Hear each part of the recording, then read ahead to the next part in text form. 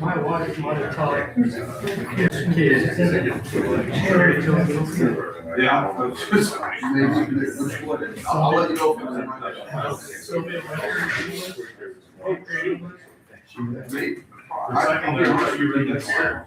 if it's my middle son just graduated, so names wise, very well could have. It was just the chair. Very uncommon name, so you have to ask her, see whether or not.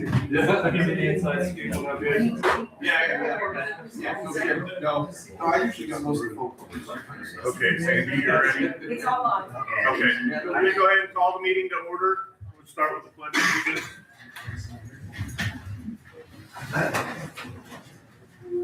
I pledge allegiance to the flag of the United States of America and to the republic for which it stands, one nation, under God, indivisible, with liberty and justice for all.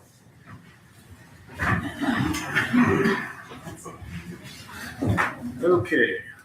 Let's see, we've all been through the minutes and the claims. Sandy, Sandy. Cerise, you've had a chance to see the minutes? Yes, sir. Okay, I'm gonna make a motion to approve the minutes as presented. Second. Okay. Got first, second, all in favor, say aye. Aye. Aye, motion carries. And the claims against the county. I'll move that we approve the claims as presented. Second. Okay, we have a first and second. All in favor, say aye. Aye. Aye, motion carries. And then the payroll. I will move that we approve the payroll as presented. Second. Okay, all in favor, say aye. Aye. Aye, motion carries. See, we did not have a treasurer report or clerk report this week. Okay, we'll start real quick before we get started. Chad is not here today, but we do have a quorum.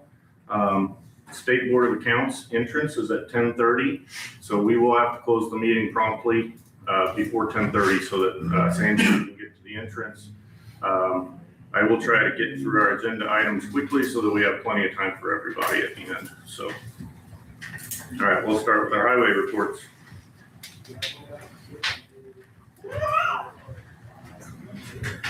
Donnie Leakett from the County Highway Department. Good morning, everybody. First of all, yard signs. At the last meeting, I asked the public, would you please keep your yard signs out of our right of way for mowing purposes? This was brought to my attention by a concerned citizen on the east part of the county. I know it was on Facebook that we was targeting someone else. We was not targeting anybody. It was just one particular sign that Chad had got an email on and he sent it to me. I went and checked it out.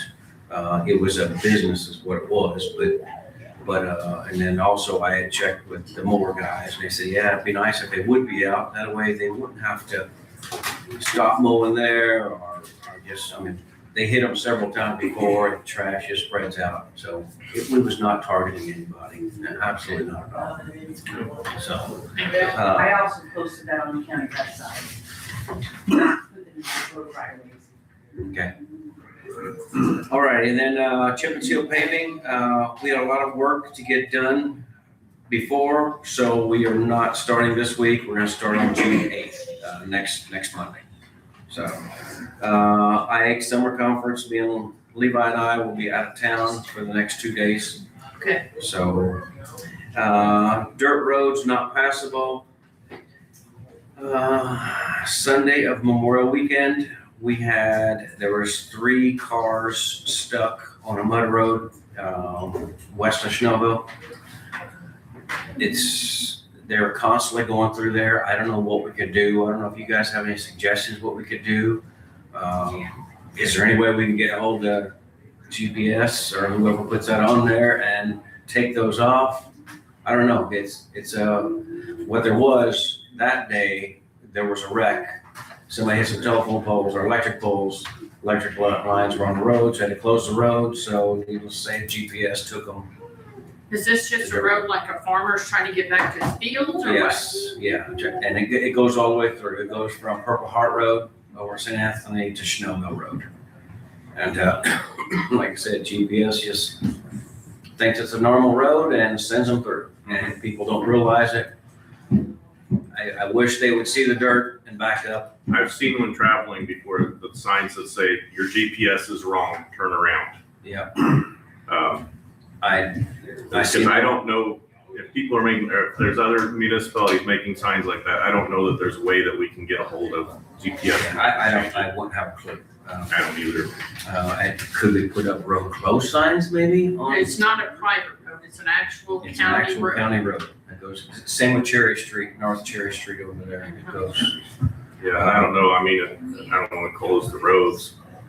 there's no houses on there. Right. But yeah, I know it's for. People still need to get to their properties. Right. Something to think about. I don't know what we could do. I mean, the farmers up there are pretty aggravated about it because of the fact that they go down there and mud it up and then they gotta drive through those ruts for Out there getting stuff. months Sure. until we get in there and regrade it. Right. I'd say some additional signage would be a good starting point. We can get some custom made signs, just to see if that helps, since that road is a repeat offender with folks getting I'm stuff. sure we don't tearing have it up. anything stock that we can put out there just temporarily until we do get something ordered. Yeah, we can even mount something permanently. Right. Road unpassable point so many miles ahead one way or turn around. Right. Something that still shows the road is open but gives additional warning. Right. We can do that. Okay. Try it. To try that and see what's. Right. I didn't know if we had anything, we put up temporarily. Well, for that day, we put some road close signs up there. Well, if it's unpassable at this point, if somebody's kind of stuck. Okay, that's fine. Okay, then next, sorry about that, I got a cough this morning. Gun Club paving, the city of Jasper is paving Gun Club Road with community crossings matching grant. We have approximately 211 feet of hot mix road before it turns into gravel. That's our little section in there. So we do have money left over from our paving projects. We're wondering if it's okay if we go ahead and do that little section while J.H. Rudolph is there doing theirs. It's probably only gonna amount to $2,000-3,000. We'll have to check it. We'll get a bid on it, of course, and see if it's okay with you guys. Okay, yeah, I think proceed. Okay. All right, that's all I got. All right, thank you, sir. Good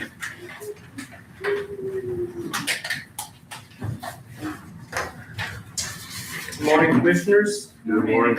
Levi Leffert, County Highway Engineer.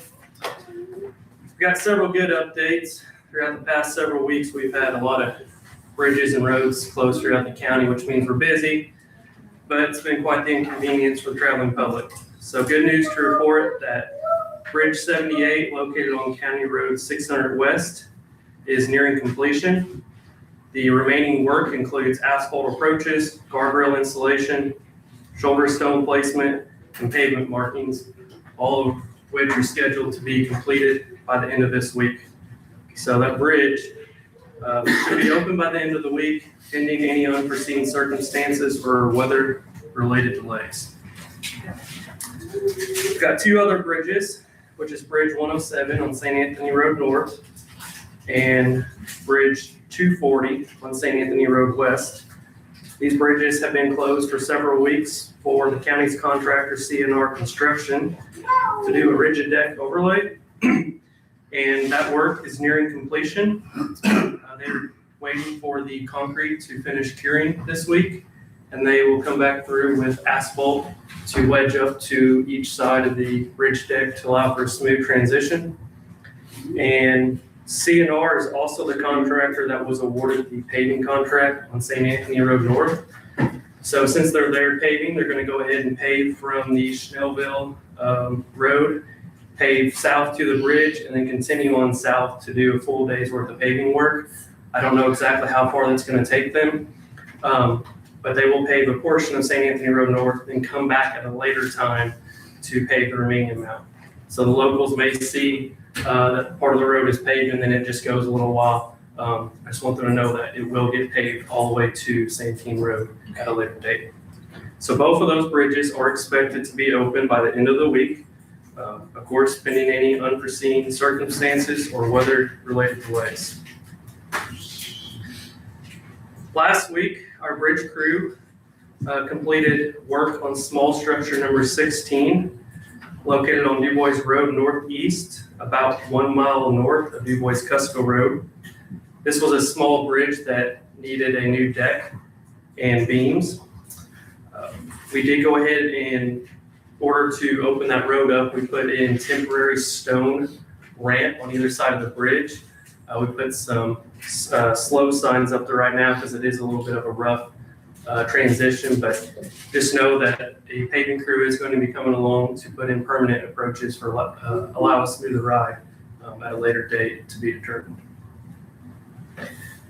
The next project that our bridge crew will be working on is Bridge 36.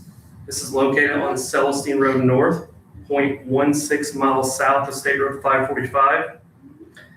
We've got signs posted saying the road will be closed on or after June 3rd, which is this Wednesday.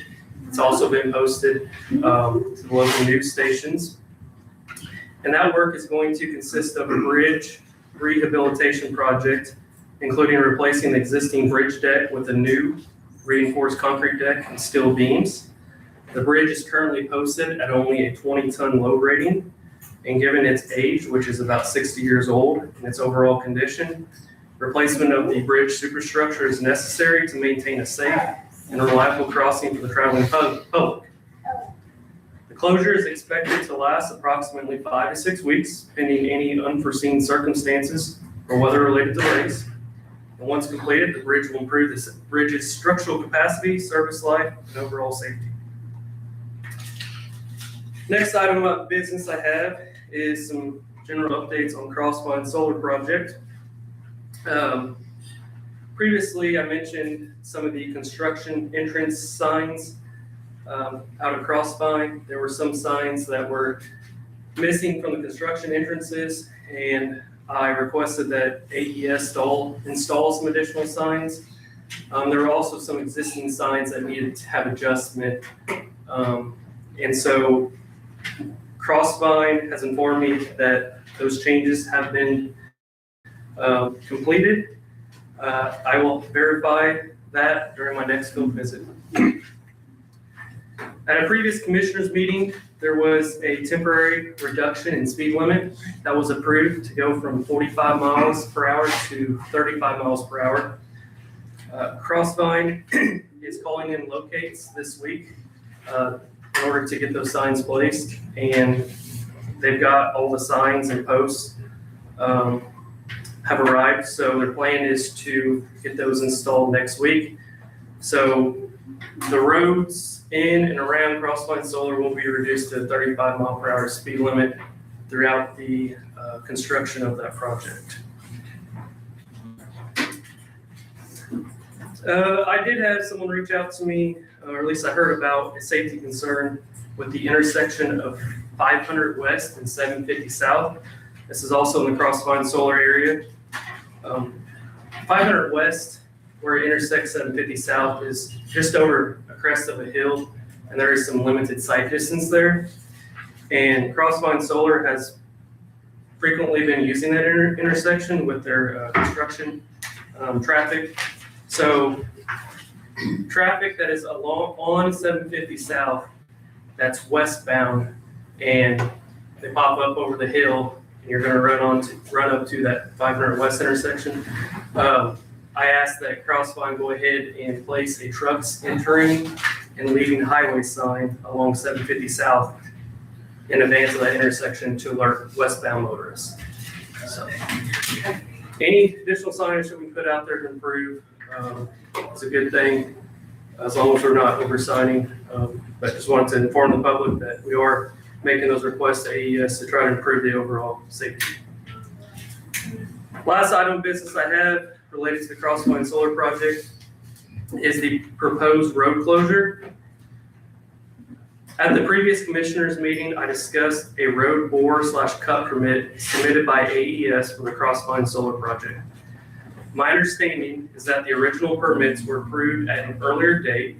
However, the permit was resubmitted due to the addition of bore pits and a modification of one road crossing that changed from a perpendicular crossing to a skewed crossing.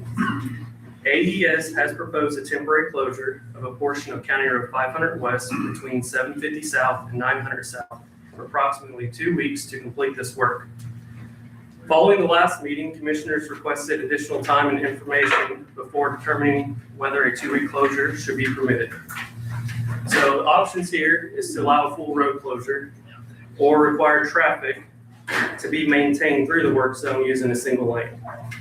The proposed detour, if it was to be a full closure, would be US 231. I know someone reached out to me with a concern about a lane restriction along 231 and backup of traffic with a bridge project that's ongoing. I've since then found out that that lane restriction has been removed and is now open to 2 lanes of traffic. So with that there being said, I want to ask the board if they have any additional questions or concerns regarding the proposed closure. And what are your thoughts on full closure versus a single lane closure? With that there, a few more points I wanted to hit on. If we were to allow a full closure, it would have to be signed accordingly for a detour. All necessary signage, detour signs, and barricades would have to be in place. I think that we should require access to be maintained for emergency response personnel at all times. There must be at least one point of access for any property or homeowners that has to be maintained. And it should not impact any school bus routes. Ideally, the work would occur during summertime outside the school. And if approved, road closure, they're proposing 24 hours a day, like I said, for up to 2 weeks. One concern with maintaining traffic through the work zone is the increased exposure between the traveling public and construction operations, which increases the potential for an accident, while a full closure would create inconvenience and potentially increase travel times for motorists. It is generally a safer option from a work zone safety perspective. So just wanted to lay that all out there for consideration. Okay, so homeowners would still have access to their lanes, they'd still have emergency access. Yes, it doesn't mean that homeowners will have access to get through the work zone to go to their drive or property on the other side, but they'll have access from at least one end. Okay,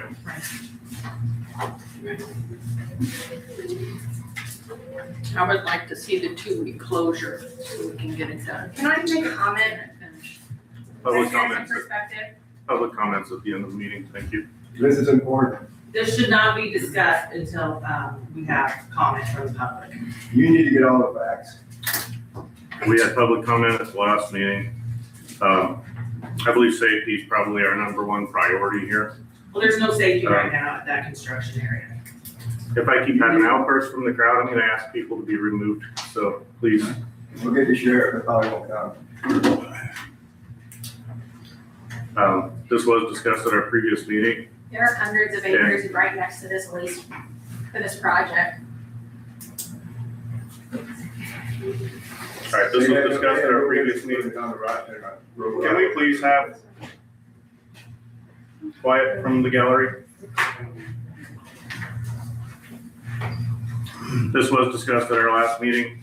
I think it is important to maintain access for the citizens, but I also think the safety is of utmost importance. So I would agree that a 2-week road closure is probably the safest option. So I would make a motion that we allow AES Crossline Solar to close the road for the 2 weeks to do the boring. Second. Have a first and a second. Any further discussion? No, sir. Okay, all in favor say aye. Aye. Aye. Motion carries. Just another change of the project that you guys approved. Did you have anything additional? That's all I have. All right, thanks, Levi. Thank you. All right, With all due respect, sir, I have not approved any of the permits. The permits for this project were approved a couple of years ago for utilities within our right of way. I am really trying to do the best efforts I possibly can to protect the driving public, and I spent a considerable amount of hours on this project outside of work hours to try to do the best I can to work for the county to try to make things as best I can with the cards that I've been dealt with. So I really am trying for what it's worth to the public. I'm very limited on the highway department. We are trying to do the safest way for the public.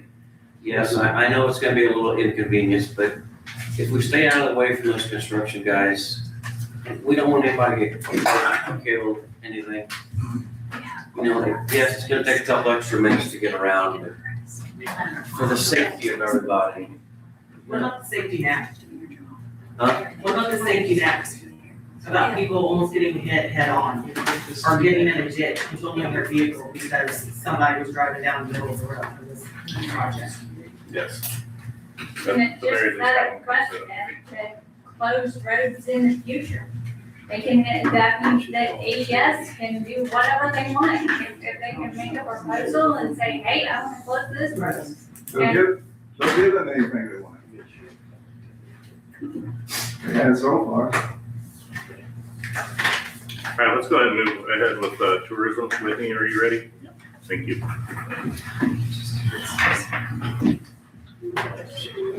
Good morning, Whitney. Good morning. Good morning. Thank you. Go. Sandy, I have your computer. Thank you. Got it.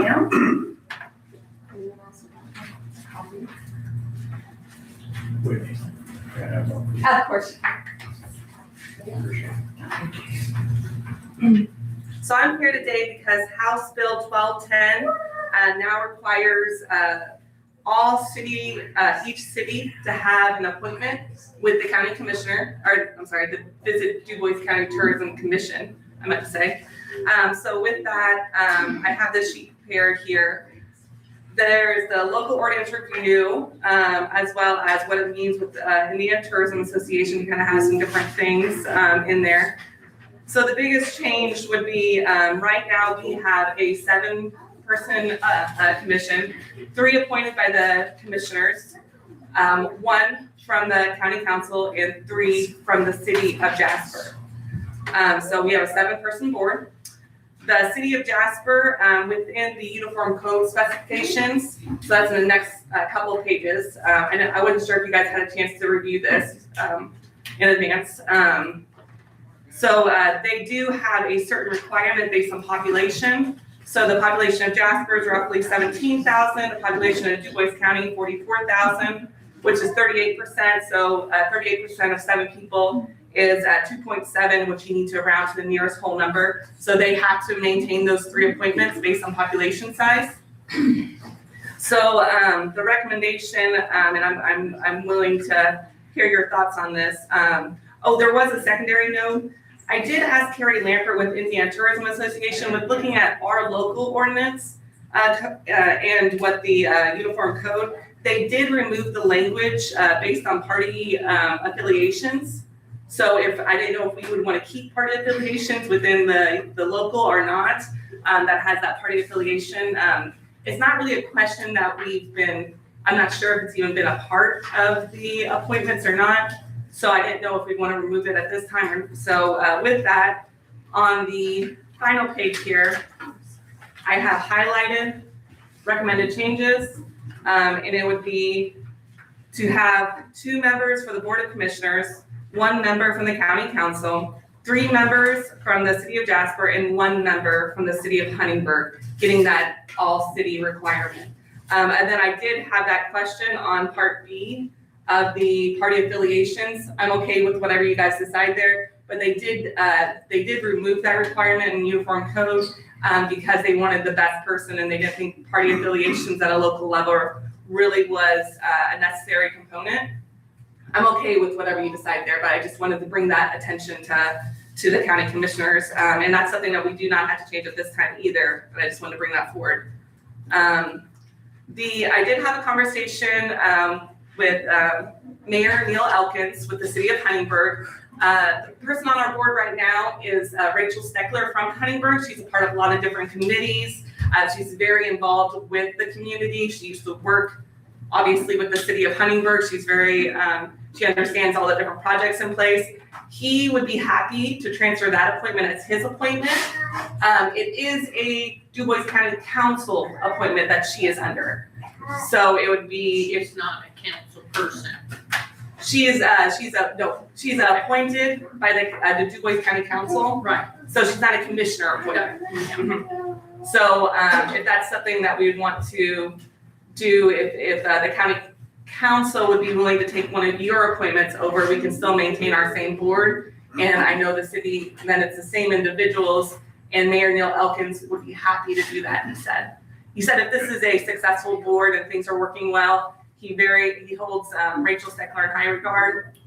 He's okay with keeping the individuals involved at this time, and to make a smooth transition. That'd be fine with me.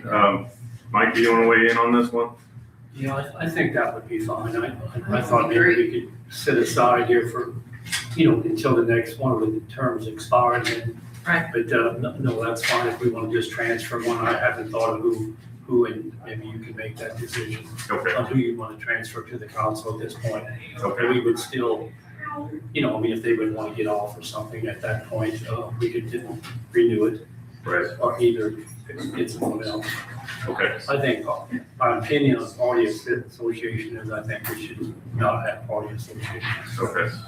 I think, like I said, I like that the best person. Right. You know what the balance of the board is now? Is it currently balanced by party affiliation? It is, because that was the first time I asked that question was this last appointment round. So no one's ever asked that question in the board. I had to ask the board because I did not know the answer to it. And they never had that question asked of them either. But it is 4-3 right now. I personally do like the party affiliation, so I would vote to keep it that way. I just think I think we'll still get a good person in there. I think it just kind of keeps it balanced so we don't end up, teetering one way or the other. Okay. I was okay either way, but I didn't want to bring that to attention. They did remove it from uniform code. Okay. And Cerise? I'm good with it. Good. Okay. So next steps, I am on the agenda for June 22nd, so I'll be presenting the same thing to the county council. If that's best step forward, I believe, so.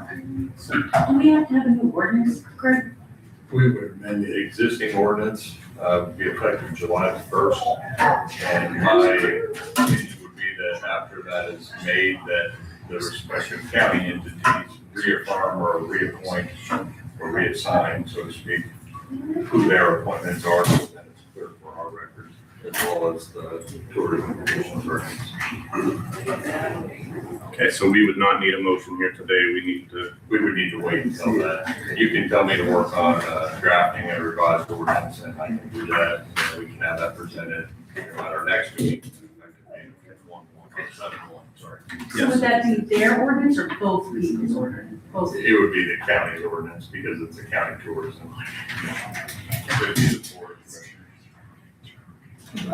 Okay, yeah, if you could work on that. Okay, just let me know if I need to be at the next commissioners meeting or if you need anything from me. I don't think you necessarily have to come back. Okay. So I heard a split, so will we keep the party affiliation or not? Cerise, I say we keep it. What's your opinion? I say we keep it. I think it's- yeah. So we'll keep it and then we'll do the rest of the recommendations as you have them here. Okay. All right, thank you, Whitney. Thank you. Thank you, Whitney.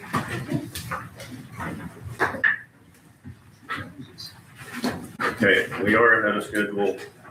Is Boone Taylor here? Yeah, he was just out in the hallway. Okay, I'm gonna try to go through, I'm not gonna try to hold real close to the time slots if everybody's here, because I know we're gonna want some, public comment at the end of the meeting, and since we're short on time, we'll just keep going through. So Boone, if you're ready, you can come on up.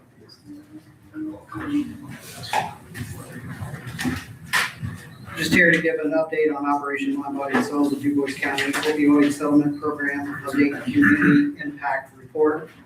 This report summarizes the progress, services, partnerships, and community impact Operation Mind, Body, and Soul has a related opioid settlement priority, behavioral health, support, crisis intervention, recovery services, wellness initiatives, and preventive efforts throughout DuBois County.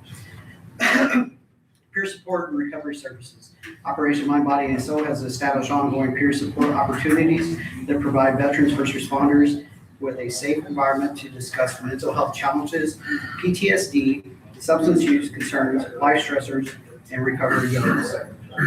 Family support and education. Family support and education opportunities have been developed to provide resources, guidance, and connections for spouses, children, and caregivers.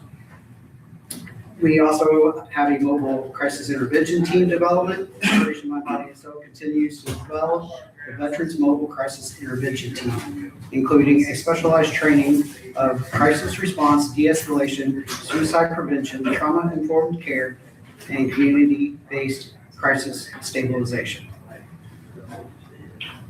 A safe home initiative, working alongside partners including DuBois County Health Department, the Indiana Department of Natural Resources. Operation Mind, Body, and Soul has participated and will be doing a safe home initiative focused on reducing access to lethal means during times of crisis, including Narcan distribution and safety resources. Fitness wellness program, Operation Mind, Body, and Soul. Gym remains open and available to veterans, law enforcement, officers, first responders, and their families to provide an outlet for stress management and resilience. Education and Training Center. The classroom and training area continues to serve the community resources for mental health awareness, suicide prevention, substance use education, crisis intervention, peer support development, recovery resources, veteran services, first responder wellness, and community resilience initiatives. Employment and workforce development partnerships. Operation Mind, Body, and Soul is actively collaborating with BUJC to help veterans identify educational opportunities, workforce training programs, certificates, and career pathways to lead to meaningful employment. These combined efforts support Indiana's opioid settlement goals by expanding access to behavioral health resources, strengthening crisis intervention capabilities, promoting resources, recovery, resilience, and reducing barriers to care. Looking forward, Operation Mind, Body, and Soul remains committed to building a comprehensive community-based support system addressing mental health, substance use prevention, crisis intervention, recovery support, education, employment, and overall wellness for veterans, law enforcement, and first responders and their families throughout DuBois County. So I was asked to come back to give an update on what we're doing with the money from the opioid settlement, and we've been busy. Above and beyond. Sure sounds like it. We do. Yep, We appreciate what you're doing. We are working with the DuBois County Sheriff's Department on the ambulance. So we have an ambulance that we've redone and kind of made it as like a counseling thing on wheels. So we can go to the scene, we can get the veteran out of the scene into the ambulance, kind of de-escalate the situation, and then get them on the road to getting help or getting better. So that's been amazing. Amazing. We went to the mental health summit up in Fort Wayne recently, and we were explaining what we're doing here in DuBois County, and they were amazed that something this big is coming out of such a small area. Absolutely wonderful. I love what you guys do. Thank you. We're going to keep it going, and it does take funding to do it. We have applied for some bigger grants as well, and hopefully we get those as well. But we are doing things that nobody else is doing in this state. Sounds like it. That's wonderful. We appreciate it. And thanks for coming in and giving us the update. I think it's good for everybody to have the chance to hear what you're doing. And I know Chad did want me to come in to give this update to have the rest of the money released as well. So I think there's 26,000 that they're holding. We'll work on that. Okay. All right, Thank you. thank you. Keep doing what you're doing. Appreciate it. Thanks, man. Thanks. Thank you. Did you have anything for Mr. Boone? No? Okay. All right, we are up to our 9 o'clock. Nick Pagerton, did I pronounce that right? Pay grade, but yeah, Hey, Greg. fairly close. Okay. I should have asked you earlier when you came in. All right. So let's get this, try to make it quick. I wasn't expecting such a big audience for today, so appreciate your all's time. All right. Sure, I'll give you a standing ovation. That's I right. hope so. I hope so. This little brief and update of everything that's been going on. Once again, my name is Nick Pagerton. I kind of started this a little bit backwards, unfortunately, because the last commissioners meeting, I had a bunch of appointments and everything else that weren't preset that I couldn't reschedule to. Made it to the council meeting, so I'm kind of working my way backwards, starting from the top and working down, but here we go. So just a little back brief once again. So like I said, Nick Pagerton. Obviously, I'm not a native here to Jasper, just based off the last name. You can understand that I'm not a German by any means. I'm originally out of Evansville, moved around. I'm a veteran, a little over 17 years. Actually, just really recently was medically retired out from the National Guard with 10 years of active time in the Marine Corps to start everything off. But I just kind of wanted to come in to make face, kind of get the northern way. Also, just kind of start up briefing and keeping you guys informed on the day-to-day and everything else. Been in constant communication through the emails, obviously with Chad, and you all CC through everything as well. With that said, I kind of go in through with what I come on to bring forward and kind of come into. I know that we are a part-time office at this moment. My goal is hopefully to eventually move to it being a full-time office to better serve and to better help out with the veteran community. So with that, what I wanted to get into is, like why I do this. Like I'm not coming up here to preach a whole lot about like money and everything else. Like at the end of the day, eventually in time, that'd be great. But in this moment, time is what I need. We do have 2,300 veteran population. Our office is actually working at a 5,000 veteran population volume when it comes to the overall volume of things. On average, the state of Indiana is anywhere from 5 to 6 with our level. We're reaching with phone calls and everything from the time I've been here just in April. I know I was officially 2 weeks ago voted in, so I do appreciate that, even though I started on the 7th. But I've roughly, in my own time just to being here, I have over 240 veterans that I've seen, from claims to pensions to helping and assisting with any form of fashion to get veterans into the places that they need and or just the overall help that they need with compensation and pension and the things that go on from it. But what I'm trying to do is I'm trying to present a practical data-driven recommendation for Du Bois County and the Veteran Service Office. Like I said, moving from a part-time structure to a full-time operational model. With that, I know through the emails and chains of all the things, I think from the original, the one I gave you should be the most up-to-date to include like with all the phone call volume and everything else that we get.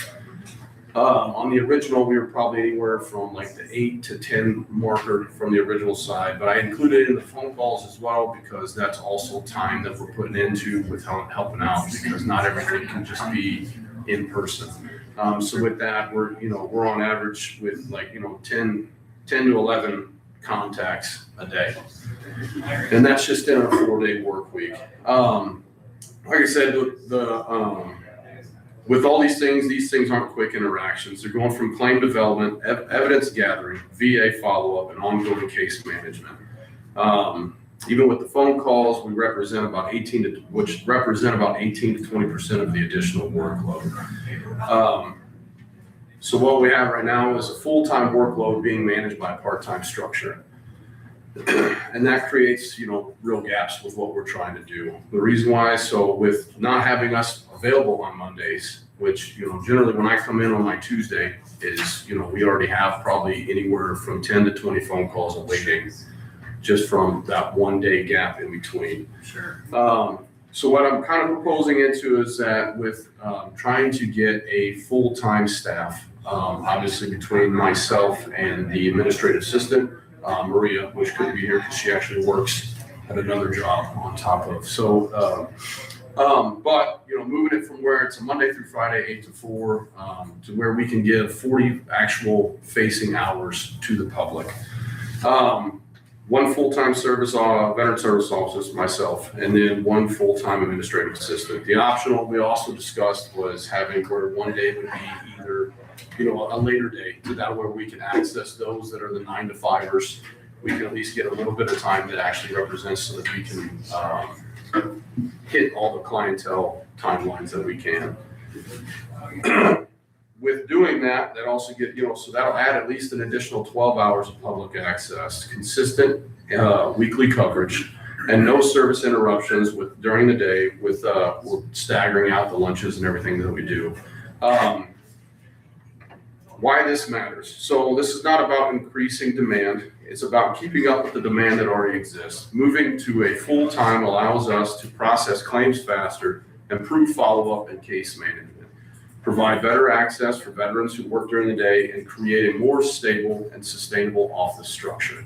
The administrative assistant role also improves the efficiency by handling all the intaking and scheduling and coordination of all the veterans that come in to see us. And this will also build a long-term capability within the office. I know just kind of off top, since my being in here with restructuring all the things we do, we went from having several months of a bottleneck system to where we're getting veterans in sooner and much faster than what we were prior to. Nothing against anything that was previous to me. It was just a lot of chaos and a lot of things were happening during the time frame and everything else. But since my stepping in here, we've already revamped and redone with the structure of the office to make that flow a lot easier and a lot smoother for the veterans to get in and get them taken care of faster. So with that said, like I said, and then the other highlight that I'd like to bring up with it as well is that I'm the 6th veteran service officer to be in this role within the last 6 years. And I think a lot of that does come with this being a part-time, having that time allotted. There's a lot of off hours. I'm very good with my time management, so I don't over exaggerate or overbuild what I can't promise. But there's some nights where I'm having to plug in at the end of the day. I come home and I have to get onto it just so I can keep up with the workflow to make sure that we stay ahead of the game and we do not miss veterans. Because that at the end of the day is who I am here for. Not to coin a phrase off of Pastor Joe Martin, but I am a movement for all veterans, right? That's my whole goal in life. That's what I've been brought in here for, and that's what my plan is to do. So at the end of the day, what this comes back to is the service that we provide. We are already operating full-time and in many ways above full-time level within a part-time model. This proposal doesn't expand what we do. It allows us to do what should be done for the veterans with consistency, accessibility, and the level of service our veterans deserve.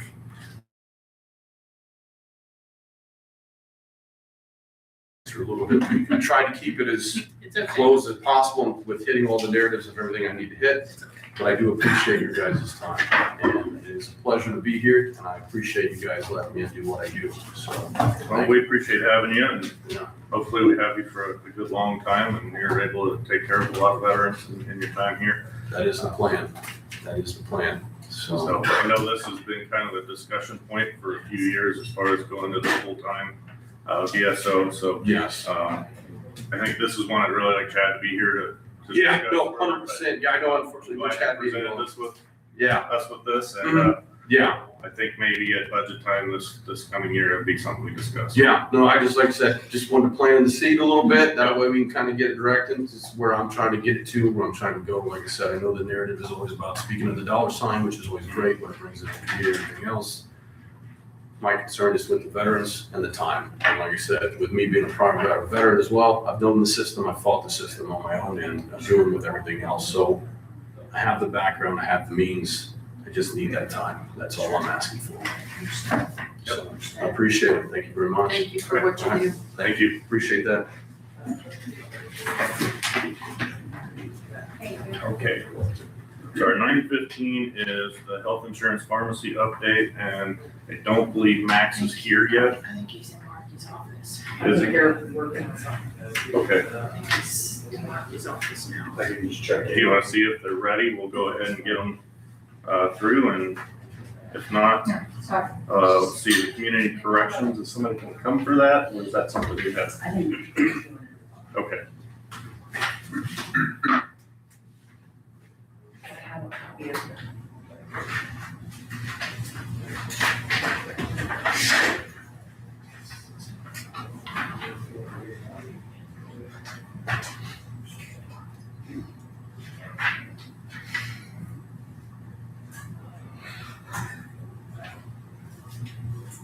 So Nick, you want me to just say we're waiting budget stuff, or are you guys gonna go full time, or are you? No, we're gonna wait to discuss it. So I think we're open to it. I don't think anyone. Max is not here yet. Okay. All right, let's You're do, doing the community corrections. Yeah, we can do that. Okay. You have the document, right? He's. I have it. So, you want me to take that up? Yes, let's go ahead. So there was a Mesmer mechanical maintenance agreement. I believe there's something already in place for the jail portions for the community correction side of things. That was a basic agreement which we added our standard terms to. White's looking to get this approved and get this in place for her to provide that service. So if the board's willing to do so, consider that for adoption or rejection. That'd be good. I think the sheriff's department just did it a few months ago. Yeah. So it includes what's on the first page here, the items, Correct. They're just, and, it's okay, pretty simple. Yeah. We made it a little more complex. okay.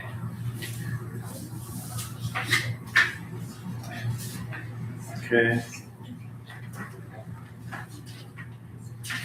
So I would move that we approve the preventative maintenance program with Messner Mechanical at a total cost to complete the work at $1,550 per year. Second. I have a first and a second. Any further discussion? All in favor, say aye. Aye. Aye. Motion carries. And then, do I need to sign this, or is this gonna be signed by, Is there just one signature? there's two signature lines?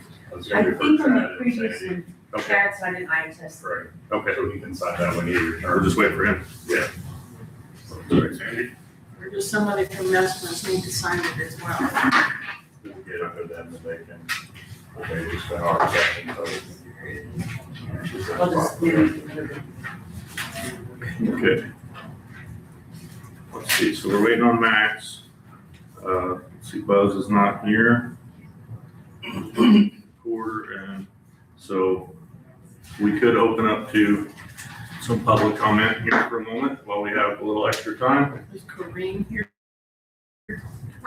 Corinne? Yeah. Do you want to go ahead, or do you want to wait until your spotted time? No, I mean, no, I'm good. Okay, I didn't know if you had more people coming, and I wanted to be respectful. No, I appreciate that, but. Wait, I'm ready. Wait, somebody else comes. You want me to wait? Yeah, you're only getting Okay. 3 minutes. Well, I guess I'm waiting, sorry. Well, I would normally give her 3 minutes, she's on the, but we've got her at. She's an agenda item, so.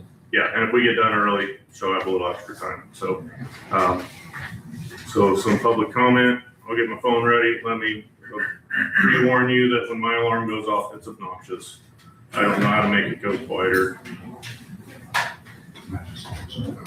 When did I start? You go right ahead, I'll hit the button when you're ready.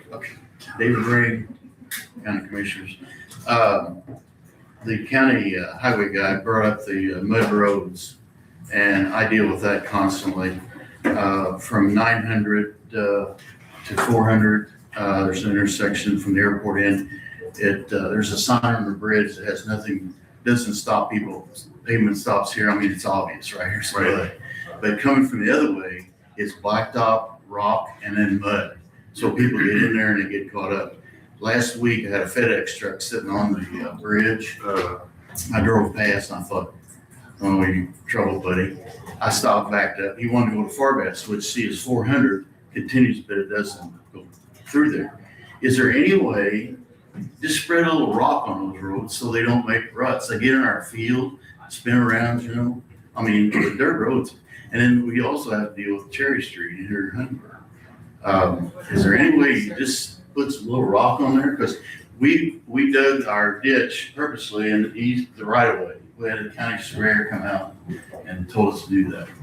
But, you know, it's a mess. It really, and this last couple of weeks, the mud on our blacktop road there has been unbelievable. Don't wash your car. Question of that with 500. We live on 500. Have a neighbor that has cattle on the, he has to go through twice a day with equipment. Did we go to a single lane or is it totally closed? 500 West? Yes. Full closure. Okay, so he's gonna have to take his equipment all the way up to the airport, come around 231 and come down, or go all the way to Holland and come up. And he's gonna do this, he does this every day. And we have equipment we need to take through, so it's really an inconvenience. I mean, and the company has a right of way on the solar panels bordering 500. Why can't they bore through 500, go through his property, who is already committed to the panels, and go to the battery field there? That's where they're headed with it. That's what I don't quite understand. I think it was a floodplain issue. Am I right? Plan on both sides.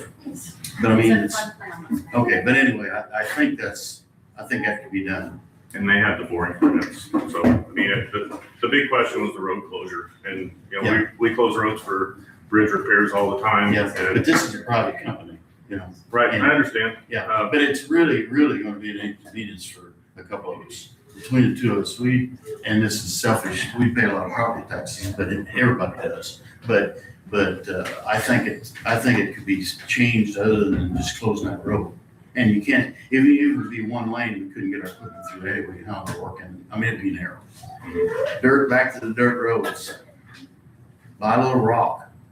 You know, you put a rock out there, they're not gonna spin around in that mud because they'll chip their vehicles and everything else. It is obnoxious, by the way. I told you.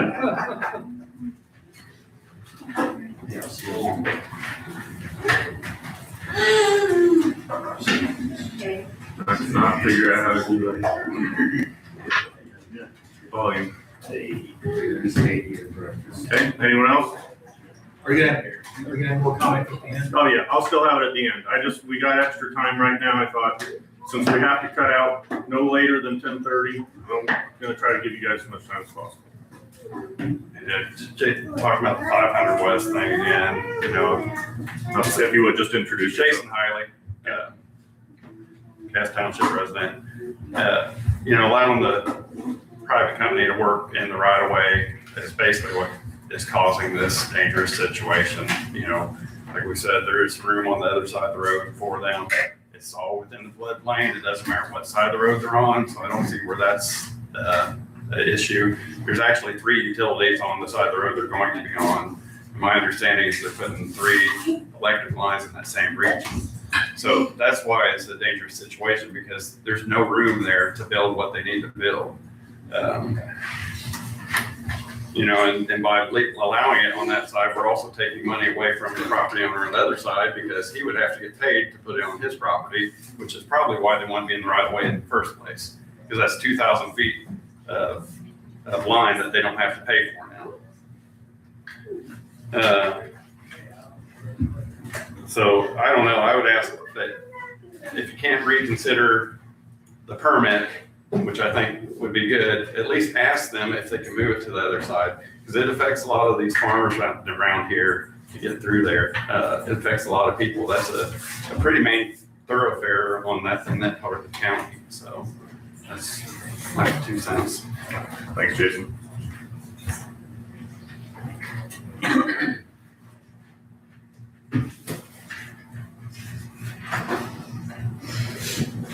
We still have time. Sure.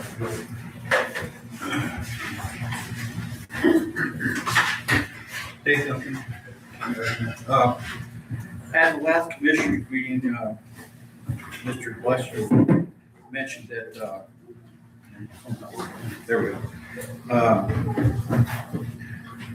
You'd have to trespass on, across on property or AES property to have ill effects from, the BESS system. And I asked him to send me a copy of the plume study that he asked, and he did, I appreciate that. Actually, it's not a plume study, it was a PowerPoint presentation by Crossline. So I contacted a gentleman, I'm gonna mention his name right now, because I'd like to have a private meeting with the commissioners and him and some of us to go over his data. He's a PE, mechanical engineer, BS, chemical engineering, former retired vice president of the power company, and he also was on the DESS system. So I sent him the copy that Chad sent me, and he sent me this reply.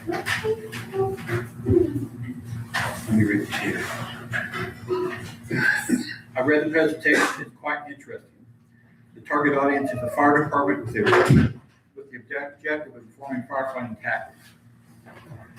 It appears to be a sincere effort to trying to quantify something that is difficult to pin down, but I seriously disagree with a couple of points. The presentation states that surrounding community is not expected to be impacted by a plume or secondary consequences from BESS thermal runaway event during the event, page 49. However, this study did not use parameters suitable for making such a determination, not even close. The presentation states use AEGL2, which is acute exposure guideline limits, as the evacuation trigger. This is just wrong for reasons I can explain later. The appropriate threshold is AEGL1, which is an order of magnitude lower in concentration of toxins. There are other issues with the presentation, but the above are the ones I really jumped out at. So, this guy is testified, and he's a consultant at Charles Country now, he's retired, and he's got his own son. He knows this stuff. The plume study that him and Chad is not adequate. 3 mile an hour wind, but it's not adequate. And also, at that time, the EMA had not been given the plume study from AES on that day he made that comment. So I'm going to say that, and I would really like to have a meeting, not in public, because I'm not here to make you guys. I think if all of us commissioners involved it, I'm sorry? it would have to be in public if all the commissioners are there. Okay, what about it with testimony? I don't know if we can do that. He wants to know if we could have an executive session so he can bring in his expert to present to us. There are certain things that executive sessions would allow for, that's not one I research regularly, I can look into that. Okay, just let us know. Okay. And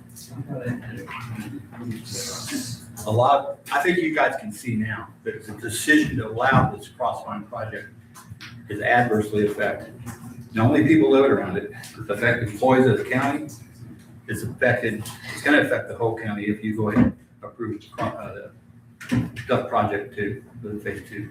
It's just going to keep going. You really need to look into this. You really need to do some research, independent research, not research paid for by AES. Thank you. Thank you. I didn't know.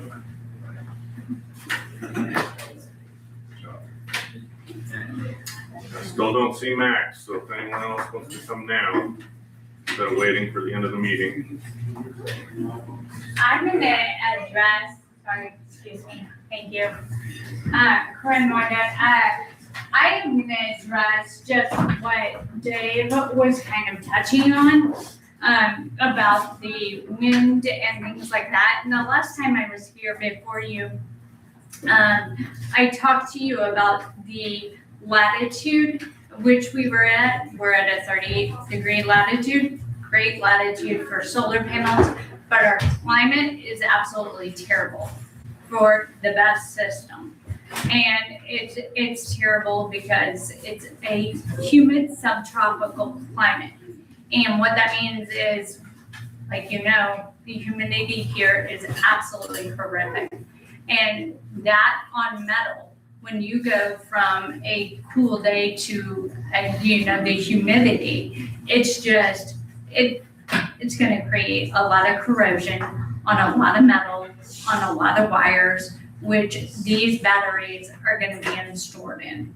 And, so therefore, it's not gonna be a good situation. And then talking about, the PowerPoint presentation that Chad got, and that wasn't a study, that was just a PowerPoint presentation put together by AES. And 3-mile-an-hour winds, hello, just last week, what were we getting? I mean, it was crazy, the winds that we were getting, the rain that we were getting. It was crazy. As the regulating body, I just really, really ask for you to reconsider what is happening to our county. And it's not, listen, if there's a south wind coming and there's a fire, that is not going to remain over Huntingburg and Holland. That wind is going to travel north. If it's a south wind that's blowing north, and it's going to affect the entire county, not just our area. It's not like we can just put up a bubble around Huntingburg and Holland and it's just like affecting those residents. It's going to affect everybody in the county and then possibly past that. And that's the science standpoint behind it. But that's kind of touching on what Dave had to say. So. Thank you, Brent. Okay. Thank you. Okay, just 1 second. I will point out that I know our EMA director, well, let me rephrase that. I can't say I know, but I'm pretty certain that our EMA director asked them to redo the plume study because she was also not happy with the 3-mile-an-hour winds. She wants a worst case scenario, not a best case scenario. So. Mm-hmm. Well, I think on the PowerPoint presentation, it did say worst case. I haven't seen it myself, but I think it did say 3-mile-an-hour wind, worst case scenario. So yeah, but I'm sure Tracy's all over it. So, but yeah. Okay, Thank you. and Max is here, so I'll allow one more and then we'll move on.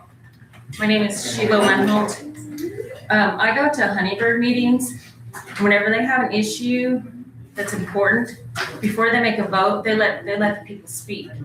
So at least and they don't always listen to us, but there's at least the illusion that they're listening to us. They don't vote and then ask for a comment. They listen to the comments and then they make an informed decision. They don't make the decision and then ask for a question. It's too late then. You represent us. You need to represent us. I've told you that before. You need to listen to the people, not some company that's making billions of dollars. It just shouldn't be done. You guys need to listen to the people.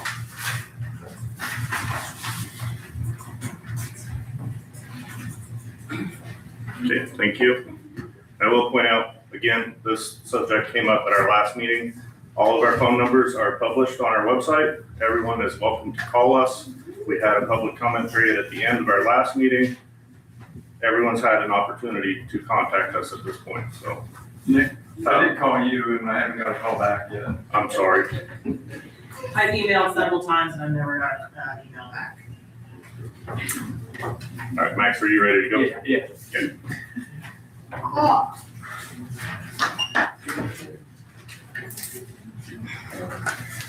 Good morning, sirs. How are you? Good morning. You want me to set one down for Chad too? Yeah. You can. Okay. I'll take it. Okay. You want me to do that? Yeah. Okay. Well, good morning. I'll be pretty short and quick. Mark and I just want to get on your guys' schedule real quick.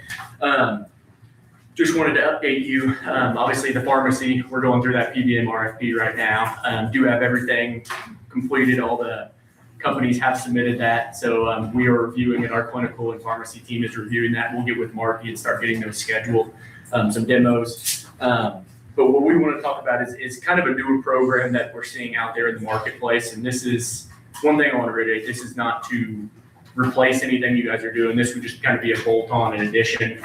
We'll actually be saving your guys' health plan and some of your members some money with this. we went through a demo with Marky. It was probably 2 weeks ago now.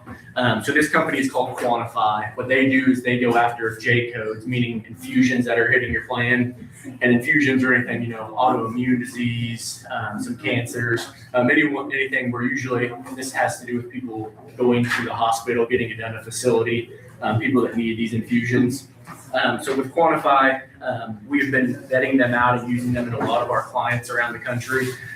So what we did is we had them do a demo. We also took your guys' claims from UGS for your members that are currently getting these infusions to see if there could be any savings to add this program to be a benefit for your employees here. I won't really, that's kind of just to summarize that first page. This is the company that does this. They actually will go directly into their homes and administer these infusions. We'll go to that second page here real quick. What also comes with this program, any members that are enrolled into this program, meaning they're currently getting, an infusion done, and we could, obviously go directly into their homes. And then the last page, we'll see where their savings is. But what also comes with this program that's a lot different than other programs is this food is medicine. So this member, there's one member that's getting 2 infusions done. They would also qualify for what this is called food is medicine. This does not cost them anything. This does not cost you guys anything. This is a program that gives them $500 a month to go get their groceries, get food delivered directly to their house. And the big reason why it comes with this program is there's studies that show that people are getting, going through these immune diseases, they're going through these cancer treatments. They're not actually as nourished as what you think. So they've found a lot of studies with these people getting these quality foods delivered directly to their home. It's a big deal for these people that are going through this stuff. So this member would be eligible to get that. Like I said, it's $500 a month. They work directly with the nurses and the dietitians on this Quantify team, and just it gets delivered directly to their house, and they can use it as they want. But it's great to have that included with it. And then obviously just that last page, like I said, so we took your claims, your J-code claims, meaning your infusion claims, got those from UGS, provided those to Quantify to have them run an analysis. This is one member currently getting these 2 infusions done. You'll see, like I said, this is no cost increase to the county. This would be actually a cost decrease for the county to roll this out. And what I was telling Marky is it would probably be nice. I know this member, without giving out too much information, they're not getting these infusions done here locally. They're actually driving somewhere. That is taking some time. So they would come directly to this member's house, do this infusion. And then you see there the annual savings that would be directly to the health plan. The Du Bois County Health Plan is about $55,000. Like I said, I'm not asking you guys to, it's not replacing anything. This is just a bolt on. And this is really big in the market right now because people are getting infusions done at hospitals. They are marked up. It's just, it is what it is, unfortunately. So if we could, add this on for members, and not just this member, but any members maybe later on down the road that come on your plan or start getting infusions, that this could be an option for them, where they could get this just directly at home and then also get enrolled as that food is medicine program as well. Anything you want to share? Yeah, I mean, it's pretty well a win-win. That's why we want to get on the agenda and go ahead, because we can go ahead and implement this now instead of waiting until right until open enrollment or anything like that. We can go ahead and bolt this thing on. Hopefully we can get the cost savings through the members there joining the plan. Almost $60,000, so that's a sizable savings. Yeah. Take advantage of it. So this doesn't cost us anything, but it saves us 50, 60 grand. Correct, yeah. Because like I said, I mean, the big thing is going to these hospitals, getting these infusions at these hospitals directly. It's jacked up. Gotcha. But so then coming into your home, getting these done. So they are basically a specialty pharmacy as well. So they have, that's why you see what your annual payment of the treatment is compared to what the Quantify annual price would be. That's how you come up to that almost $60,000 in savings. But like I said, this would just be an add-on to your plan. We don't need to do any changes to your SPD, plan doc language, anything like that right now at this time. And we can wait and come back if you want to get Chad's input on as well. But I think Marky and I were just asking if this is something that the county would be interested in, not just for the county, but I think it could be a big win for this member and future members as well. Yeah, same medicines, just the advantage you're being able to get them locally instead of having to drive for them. And it's essentially that savings is, like Max says, it's coming off the facility. We could put this in place immediately. Sure, correct. This can go, yeah. Is this member aware of this program? Not yet. Okay. No, we've not, just because we wanted to present it first, and then Right. if we go that route, then we'll say, hey, you know, we'll get on them. So it's not, it wouldn't be voluntary, then it would be. Right, so two things with that. We would probably want to start it out voluntary. We're seeing more and more employers start to write this in their SPD that it would require members on the plan to do this. We want to kind of maybe roll it out voluntary first, let them talk, Mark would probably talk with this member first and then have their clinical nurses and everyone talk with them as well. But I know with the cost of these infusions that are hitting plans going forward, a lot of companies are starting to put that plan doc language in, saying, hey, this is the option for us here. The advantage of doing the voluntary now, we can bolt that on immediately. If we was to mandate it, which we can, we're looking at different stuff with PDMs that we could possibly be mandating some other things, but right now we can bolt this thing on immediately, no changes in documents or anything. So this As a all goes voluntary. to the pharmacist, our PBM. No, somewhat. So these are specialty medicines, but since this is going directly to the facility right now, these are hitting your medical plan as J codes, basically infusion codes. So these are getting paid through UGS right now currently. And then going forward, it would be, if you guys give the blessing, it would be quantified then directly. But then they would that would still make sure we're hitting your stop loss with that too, so it's still covered. And a good thing, obviously, your stop loss carrier is going to like seeing, less risk hitting the plan too. Okay. What do you think, Therese? I think it's great. I mean, the savings alone has caught my attention. Yeah, like I said, these are the same exact group that we get in the hospital. It's not a international or anything like that. It's the same group that be inside the hospital. No change in formula.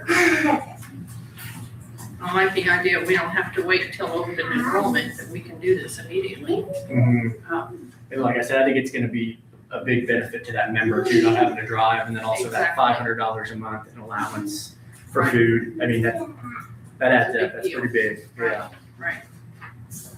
I think it sounds great. I mean, not costing us. So And what is this? better. It's just called the Quantify program? Yeah, correct. Yeah, and I know I didn't get it yet, but we did ask Quantify to draft up an agreement. Okay. Probably get that to Mark and then have him review. Okay. And then I guess get over to you guys if you guys say that works out. Yeah, I think we'll wait to vote on it until Chad comes back, but I think I'd be in favor. Okay.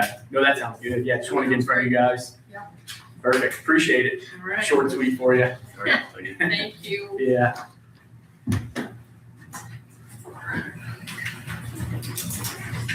Hopefully in the next 2 weeks, they come to the next hearing. Sure. That'd be great. Good seeing Costing us, it's even better.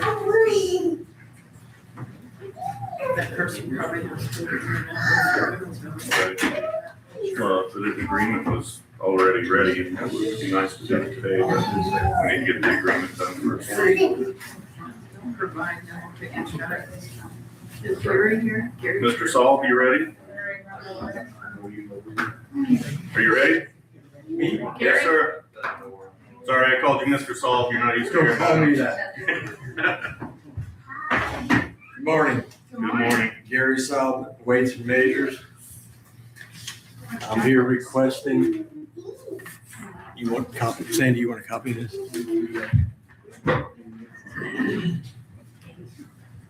This is a test prover for gas stations. Right now, they're currently using 5-gallon buckets. This was recommended that I pick this unit up. It's being sold from the Hancock County. They've increased their volume and they've got one for sale.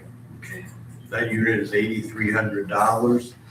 We can buy the one from Hancock for $3,500. It's 2 years old. There'll be no shipping involved, shipping it, I'll have to pick it up.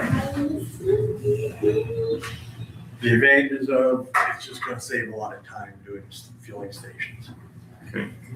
It is 3 years old, it will probably in a couple of years need new tires on it, they're dry rot. but that's a minor issue right now. So if you're requesting $3,500, I do not have it in my budget. If we can purchase it, it'll also cost mileage to go get it and time to go get it in Hancock, which is 40 miles east of Indy, I believe. And you can see it was recommended by the state with the letter you see there.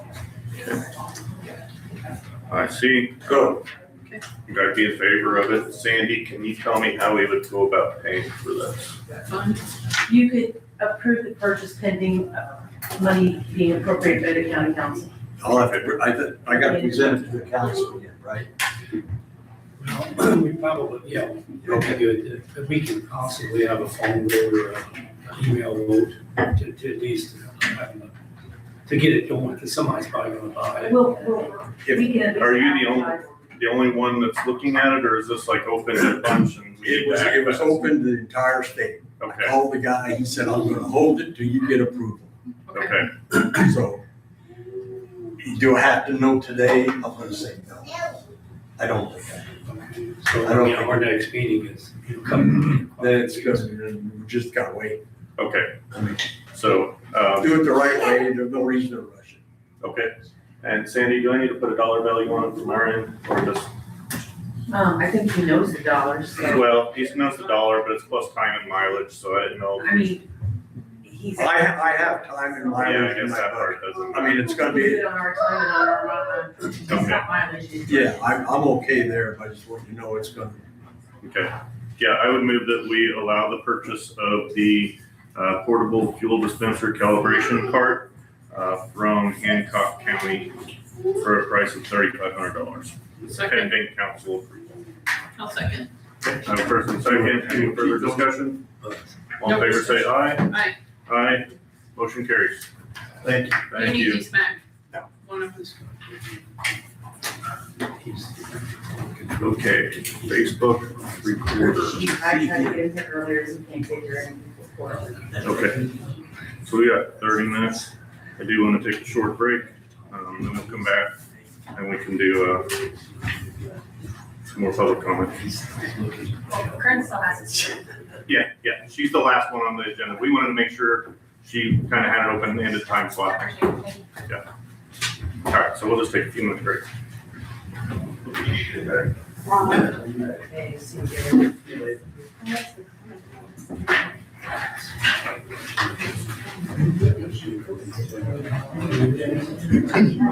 We're gonna wait to go.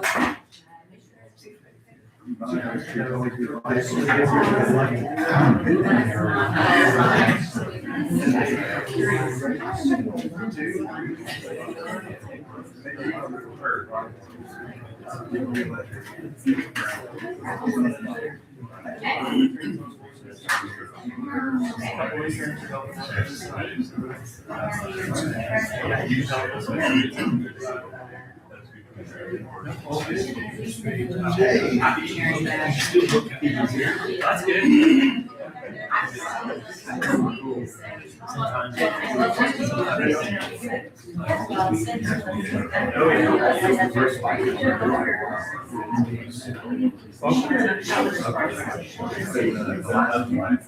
So if I start talking about it, then I'm We're getting that from that.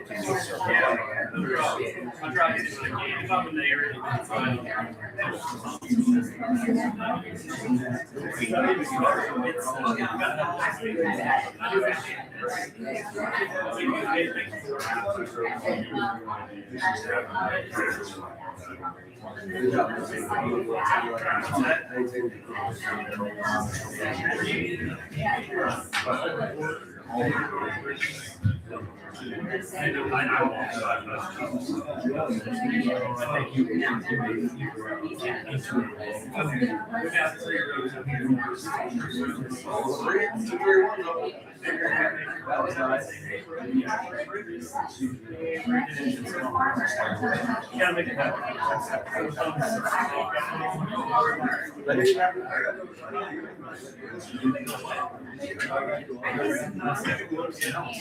When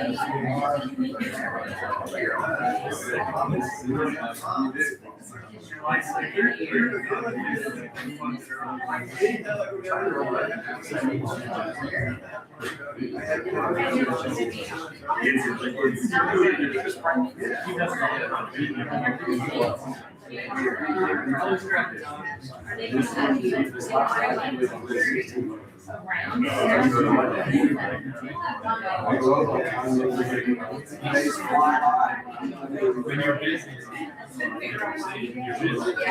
there's never enough time.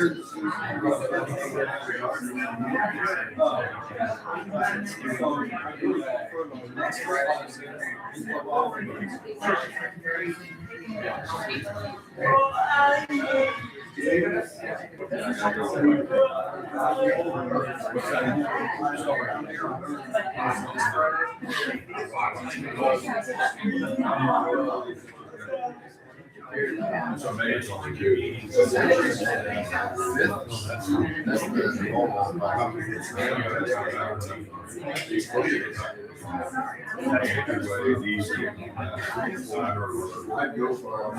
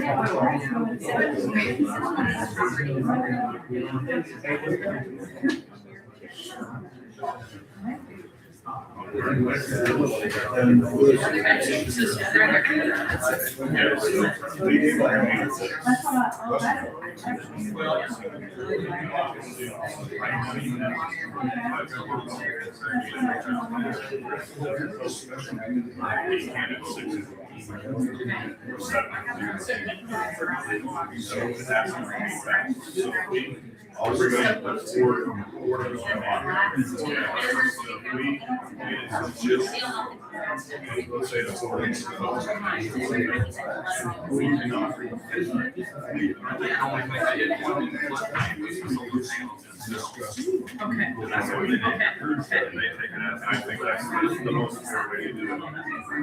Then your party's happy.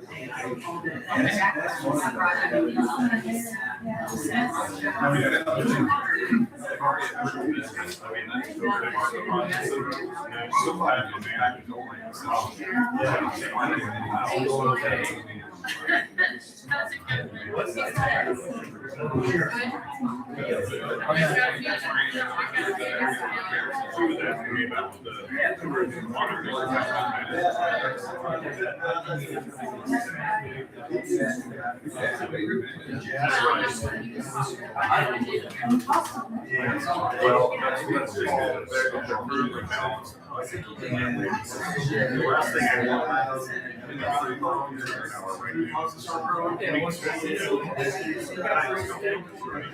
So I would rather just keep, balance because then I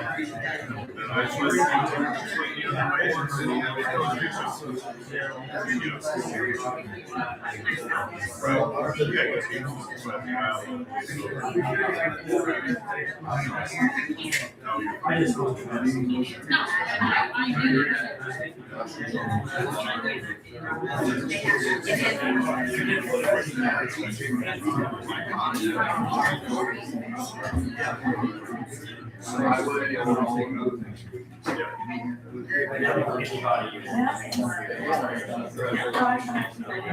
So I think they want racial insurance, so it makes sense.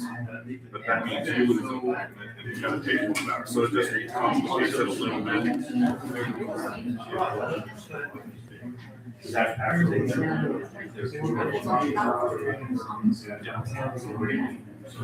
Well, definitely, your point of order transfer one over to the other, you can reappoint them, or you can decide out like that guy, you know, whatever you guys decide.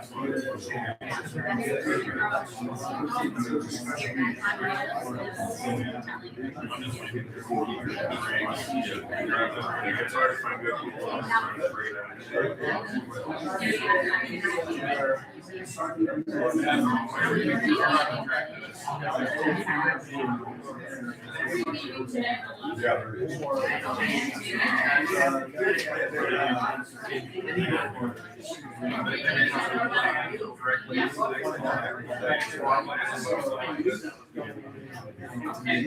That's something.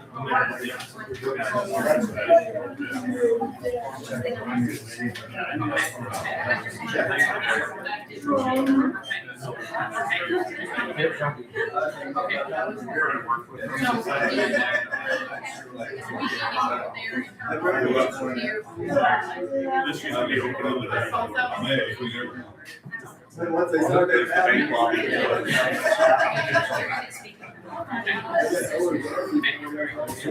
That's why when you're sitting here, let's be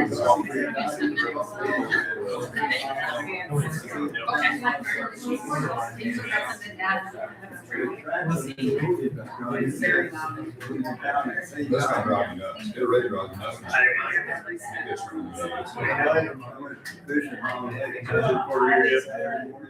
No recorder. Okay, that's fine. So we got 15 minutes we can do. I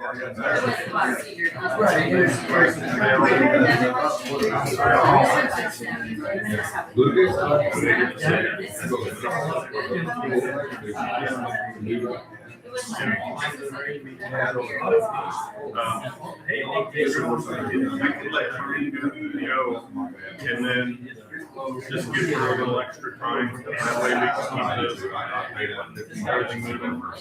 And, still do the public comment. Corinne, would you wanna go if I just, we can push the recorder back if it pushes out longer, would that be okay? Yeah, I don't, yeah, Okay. it doesn't bother me.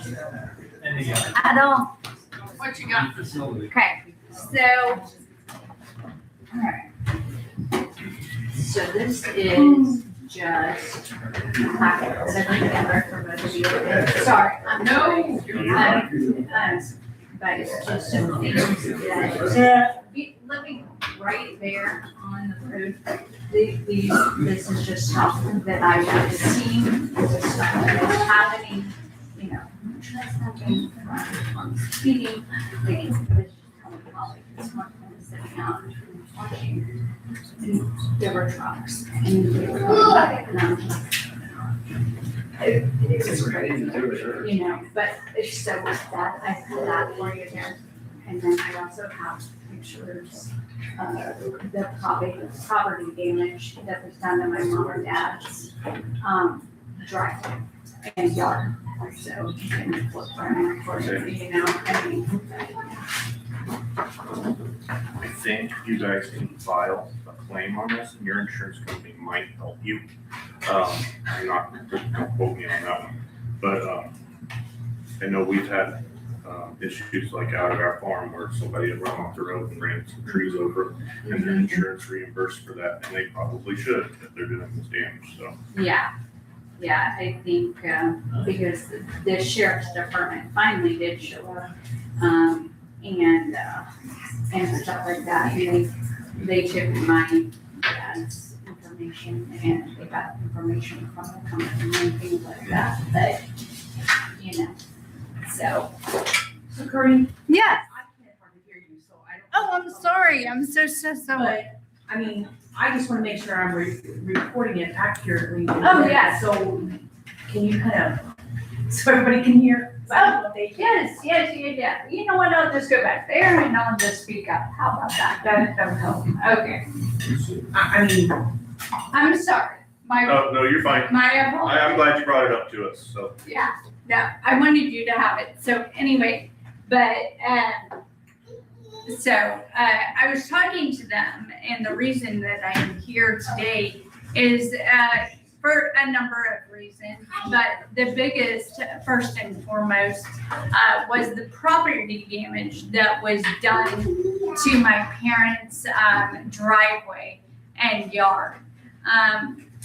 And this is what's crazy, because this wasn't the first time that so my parents were let's just back up. It happened on Thursday, May 28th.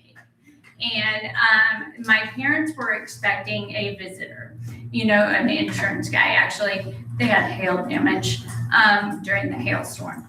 And he could not get into their house or into their driveway because it was blocked by a truck, a big, truck.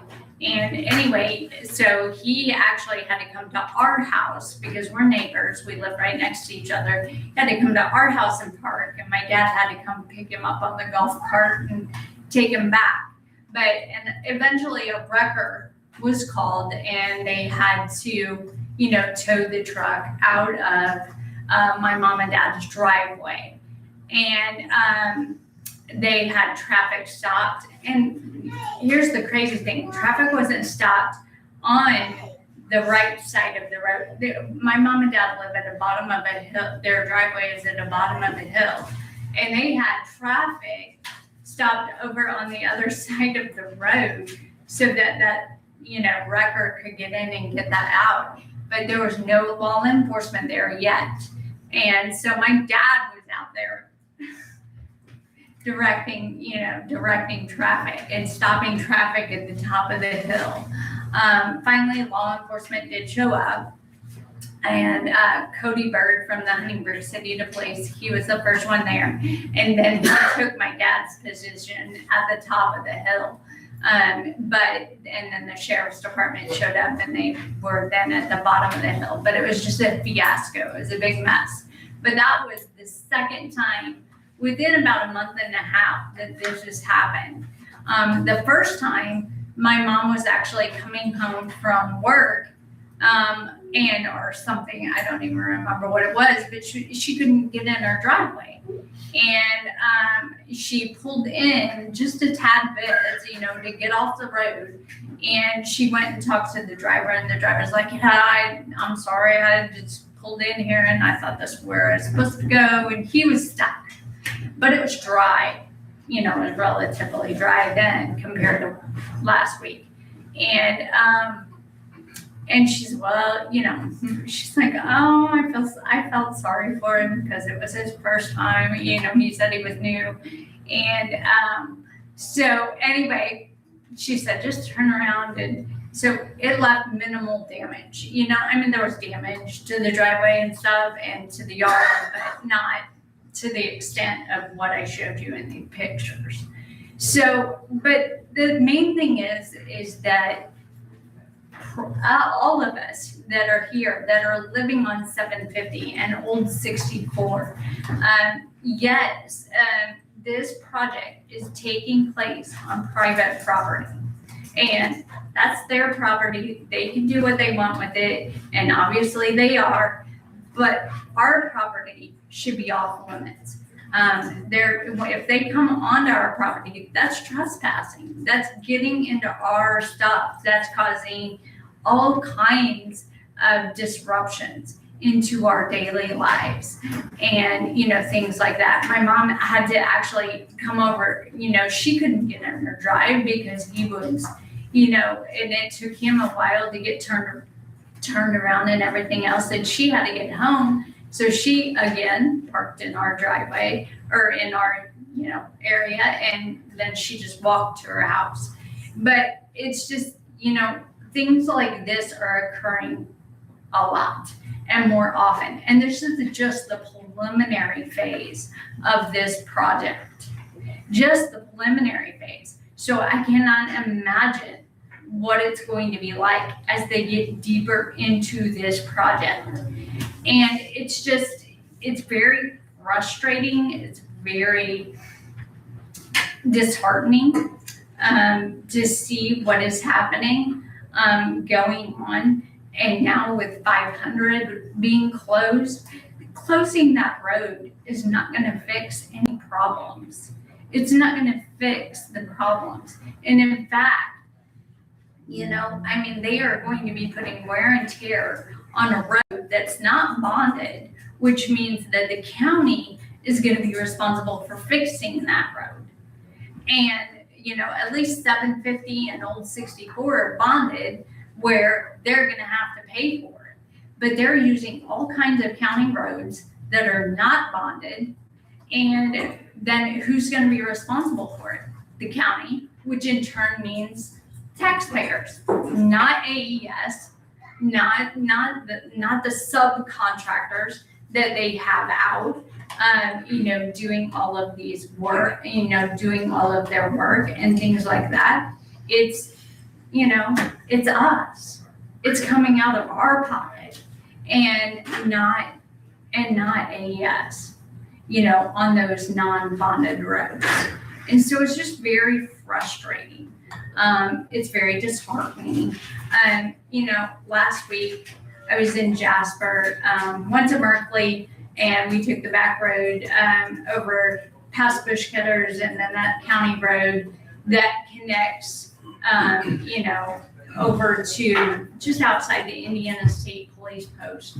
And as I was driving down it, I was like, oh, this looks so like the county road that we live on. And I'm like, yeah, they're going to be able to keep this nice, beautiful land because, because of the ordinances now that you've put into place for no more solar panels.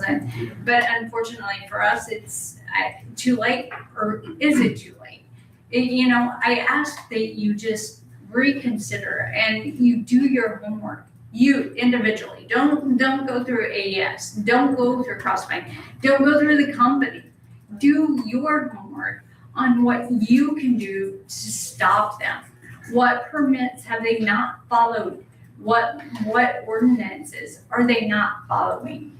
And just put it, whatever you can, put a stop to what you can, because it's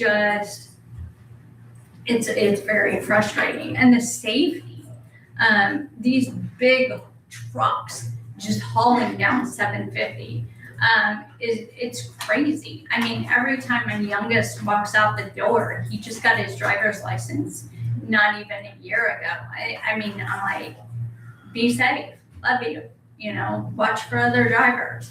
And my family, in particular, I know of at least 3 incidences with these big trucks that have occurred, with Crossvine and with that happening.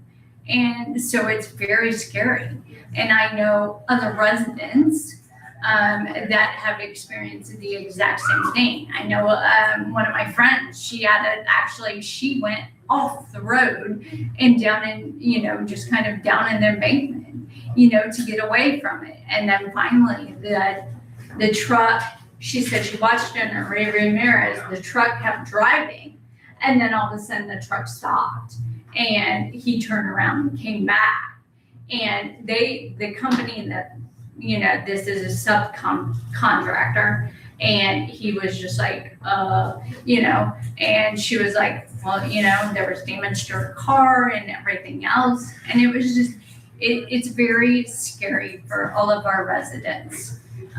It's not about, and because you are the regulating body, because you are who we elected and who we expect to take care of us and to hear our voices, I just ask that you please reconsider and please do your homework and please look into this, to doing something to get, and I realize the preliminary phase is already happening and it's already going on. But there's got to be something somewhere. Find a lawyer who can really dig into it for you deep and, you know, who has experience in this. And, you know, just see what you can do for us. We're not Huntingburg and Holland. We're part of Du Bois County, just like you guys are. And we're all one. We're all proud of our heritage, and you know, we take pride in where we come from and where we live. And I just want you to consider that. And if you don't want to do it, then just tell us and we'll back off. Well, then I guess, I don't know that we'll really back off, but I mean, just at least tell us so that, like last night I was up stressing over all of this. I've been up many nights stressing over all this because I hate seeing what's happening. You know, I hate seeing industrialized solar. I'm not against solar, I'm not. But I'm against industrial solar stuff that's going in, you know, that's happening and going on right now. You know, Pike County, and I can speak about Pike County and the solar panels and all that there because my brother-in-law actually lives right near where all of it was happening. And it's horrific. I mean, what they have now, and luckily they don't have, you know, he was just at our house and he was like, you guys, this is gonna be awful for you. And because I look out, it's like looking out this window and looking at that building, and that would be all solar panels. I mean, all solar panels. And it's not just me, it's Jeff Harkey, it's Randy Bartle. It's my mom and dad, it's Paul Gasser. I mean, there's a ton of us that are just gonna be staring at them because they're gonna be right there. And it's just, it's not aesthetic. It's not as much, how do I want to say this? It is aesthetic because you're looking at it, but it's about just what we have and what they're going to destroy and take away. And not only just, but the habitats that are going to be destroyed, you know, with the wildlife. I'm a nature lover. I'm a tree hugger, whatever you want to call me.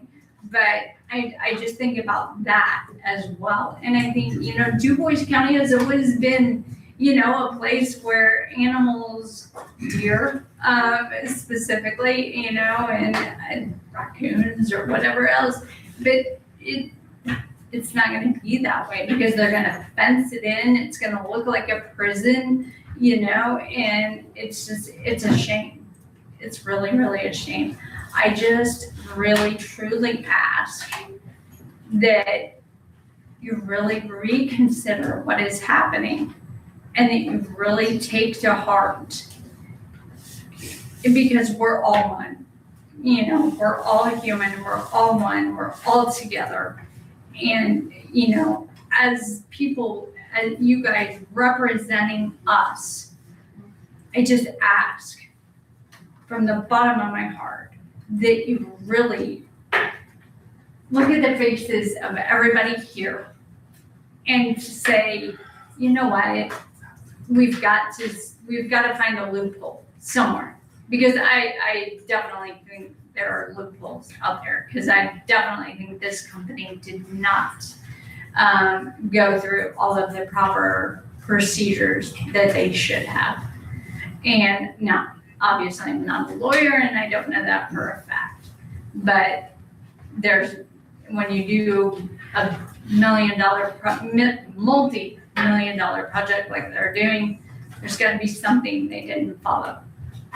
And, you know, as far as safety, if safety is a priority, then get the sheriff's department out there, have them out there, have them not only patrolling 750 and Old 64, but also the other county roads that AES is using, the roads that are not bonded, because they're probably, really putting a lot of wear and tear and strain on those roads as well. And those roads that are gonna have to be fixed with taxpayer dollars. So it's just, I just really, that's kind of where I'm at. And as far as, trespassing and getting on, people's property and, I have no idea. My mom was like, I don't know why they keep pulling into our driveway. And I'm like, I don't either, Mom. But, I don't know. But I guess it just looks like a fun place to go. I don't know. But anyway, and so I just, from the bottom of my heart and from everyone, I'm not, I think I speak for our community when I just really ask. And I know I'm repeating myself, but that's the bottom line, that I just really ask that you look into it deeper. And if you don't want to, then please just let us know. So that way we don't have to bother you anymore, I guess, but we're not gonna give up. We don't wanna give up. Because it's the county's land, it's our home, and it doesn't belong to a company. Not at all. Doesn't belong to a company, it belongs to us, you guys, and us. So, thank you. Thank you. Commissioners, when I talk to the AES construction manager next time, I can let them know that there's been issues with their workers or the subs getting on private property. Karina, your driveway is a repeat issue. If I could get your address after the meeting and pass it along, keep your name out of everything, but just let them know that they should not be anywhere on private property if they don't have permission to be on. Okay. Well, I think in your case of your property damage there, you're almost certainly entitled to some kind of compensation to get that fixed. Yes. So, I don't know who there you would approach, or if you would just tell your insurance company and let them handle it. Yeah, I think. If there was an accident report. Yeah, we've got one. Okay. Yeah. So Yeah, 'cause I that think stuff that's. should not happen. No. I agree. Yeah, and like I said, the first time my mom was kind enough where she was just like, she felt bad for the guy and she was just like, oh, just turn around in the, just turn around in On the my yard. property only. What? On my property only, because I wouldn't. Yeah. Live in the neighbors. Yeah, but this time I think Jeff's was affected as well. And he was not only in my mom and dad's, but he swung over into Jeff's yard as well. So, it was a fiasco. But anyway, and then just the whole, I think it was just the whole stopping the cars on the road with not having the proper, safety thing. That's dangerous going down over that hill. Like somebody sent me a picture, they took a picture because they were stopped on the road because of it and they were on the other side of the road. And I was like, that's crazy because if somebody comes down over that hill, if the perfect timing, that's definitely, that's not gonna be a good thing because people fly down that place, so, but we'll get it taken care of, but I do ask for your reconsideration of ordinances, permits, whatever.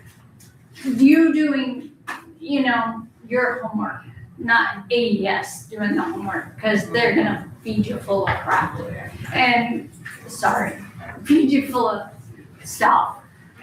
But, they're just gonna tell you what you wanna hear, because that's what they were trained to do. They're a company, and they're $1 million company for a reason, They're just out for money. They could care less where they're going to. They just know that they're gonna go in and they're gonna make a lot of money. And that's all that matters to them. And for us, it's not about money. It's about what we have. It's about our pride. It's about our heritage. It's about taking ownership in what we've worked so hard for. And, you know, that's what's frustrating, because if they put these in, I can't imagine the property value of my house, because we just actually had it appraised, because we're doing, took out whatever and put it in a back porch and the whole 9 yards. But anyway, I can't imagine the depreciation value of my house now, because I was astonished at what it came back at. And I was like, oh my God, that's amazing, you know? But if these go in, I can't imagine how much it's gonna go down. And it's just like, I'm still gonna be paying the same amount of property taxes, I'm sure. You know, I'm sure that my depreciation value is not gonna equal out my property taxes. So that's kind of frustrating. But it is what it is. But I do, and I think it's, you guys have the control. You guys, that's why you are in the position that you are in. Yeah, you're elected officials who have that control to be able to do something about it. But you've got to rely on yourself to do it. Not a company. Not a company to do it for you, because they're just gonna tell you what you want to hear. So, anyway, thank you for your time. Thank you, Corinne. Sorry.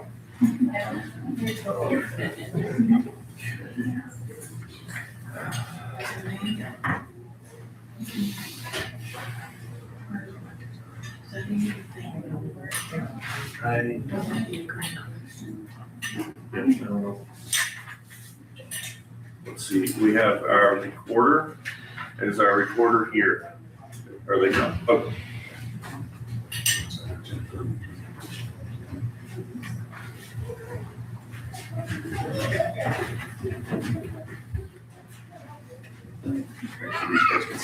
Sorry.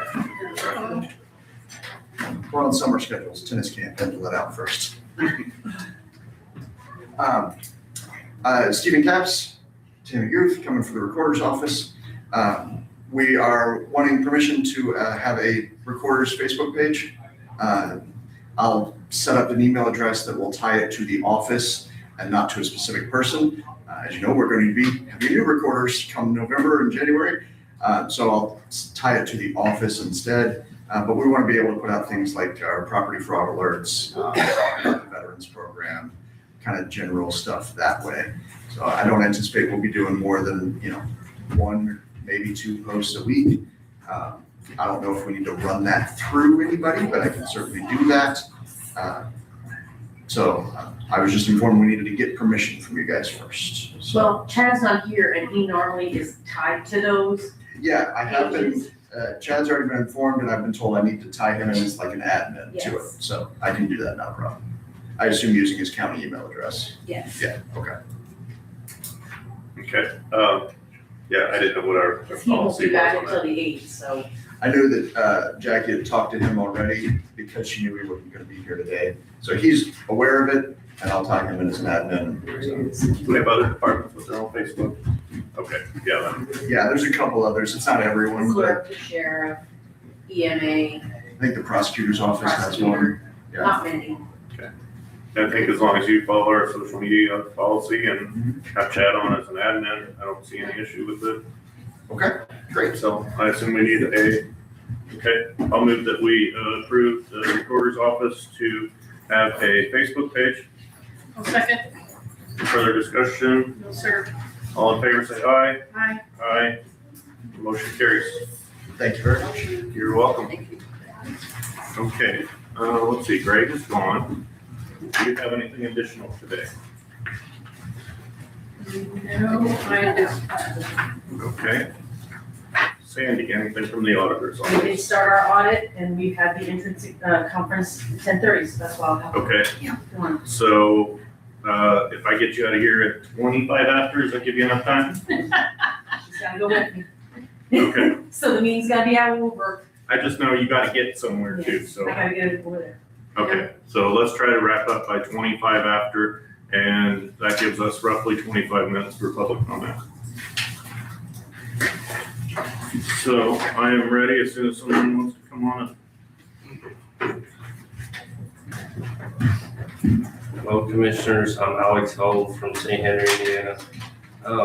One thing I've learned researching the battery storage system that we've been dealing with lately is these are inextricably linked with data centers.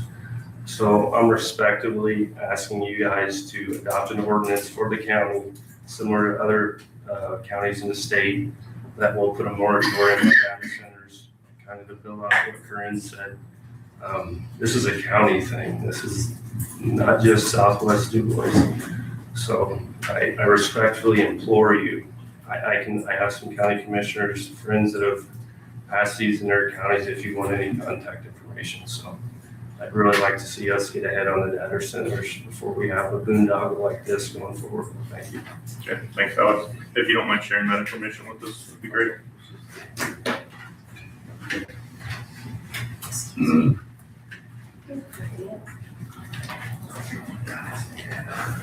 Good morning. Good morning. Multiple times, hearing everybody today, I've thought about to the previous commissioner meetings where we've heard, we don't have zoning in this county. We can't tell individuals what to do on their property.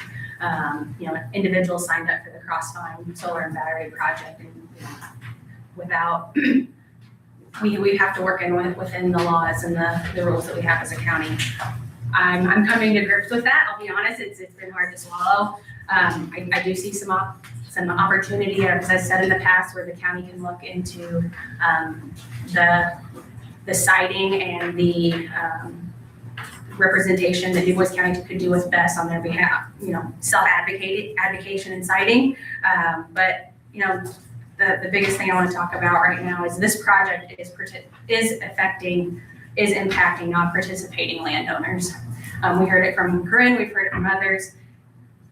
Folks that live by this project or don't live by this project, that travel through here from Lincoln to Huntingburg, that travel north and south, non-participating landowners are being impacted by this project. Similar to my neighbors, I would like you to reconsider closing the road. Do you guys have any appetite in reconsidering that? Into looking into this any further? I would like to close it and just get the job done and get it back open. I just want you to realize that the county is taking risk in doing that. And I think that's what folks are so upset about is by letting them close the road. Again, there is risk that the county's taken. And I printed off a map. Everything in yellow has been signed up for solar panels or the battery. 1,000+ acres has been signed up for this project. And by closing the road, you are giving them the means and methods to cross onto a non-participating landowner's property. Yes, it's in their right of way, but you are giving them the access to cross onto, again, just impacting another non-participating landowner, I guess is my point. If there's no appetite for that, I do want to ask for some updates. Do you guys have any updates today on how the review of the solar ordinance is going? I know the moratorium that was set up so you guys could review that solar ordinance and ensure that it's right for the county and the people. Do you guys have any updates on that? I do not. Is the county working on a BESS ordinance to set up more thoughts on this, more regulation, more standards for the safety of the county? I don't think at this time. Okay.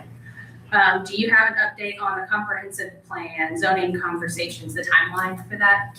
We are meeting for the steering committee, or the next committee, it's next week or the week after, they've got a committee meeting. Sorry. Are you, either of you two on that? They're not on it. Okay. Mike and I are on it with Chad and Meredith. Final thing I'll do is I have a invite to give both of you and Councilman as well. Chad has come out to, he humored me and let me drive him around the community. We went through, this is gonna have solar panels on it, this isn't. He drove the site with me. So I'd like to ask each of you individually to meet me out in the community of this project and see the people that are being affected. So would either of you be open to doing that with me? Yeah, I'd be open to it. I would too, depending on the time. Sure. I appreciate that. I think if, again, we're continuing to bring up the risk of this project. Yes, we're taking it on, being neighbors of this project, but you guys are as well. So that's why I really want you to come out and see it and understand where we're coming from. I appreciate your time. Thank you. Thank you.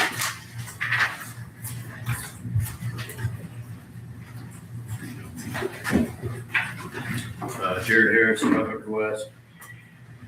On the right of way, the only reason, this shouldn't even be a question, they should just have to do it on the other side where they have the right to be, because that's the landowner that signed up, make it be on him. And the only reason they're not is because they have to pay money, they have to pay him, which who cares? I mean, they're gonna be shutting the road down for 2 weeks, tearing the road up, and the only reason is because they didn't have this crap planned out. Their plan was to go on the other guy's side and just be on his property and without permission. And then when they got notified that they were gonna get sued if that happened, well, now they gotta back up and reevaluate. So that's my 2 cents on that crap. So you guys you're not voting on the insurance thing because Chad's not here, but you voted on the right-of-way situation. Take 0 We have to cents. write a contract for the insurance thing. Okay, whatever. And then on Corinne and Holly mentioning the whole, can't tell people what to do on their own property.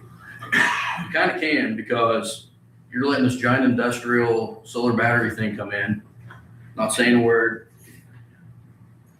If a farmer's kid wants to build a house on their farm, you guys can tell them no. And I know you can, because I know somebody who that happened to, which, that's crap. On Alex's thing on the data centers following the solar, that's 100% true. I've been thinking that as well. Another thing to consider is this project's like 1,600 acres. 500 of it's getting fenced in. Why do they need 1,600 acres? Besides stealing government money for the subsidies, it's because, guarantee you, that's the next step. Why would you need 1,600 acres to do a 500 acre solar field? Because you're gonna do something else with it. And you better be ready for it, or, I mean, we're warning you, just like the whole committee that's supposed to be made up and make all these zoning rules or whatever, you guys are gonna wait, and it's gonna be too late. And that's probably the intention, but it's the wrong one. That's all I got.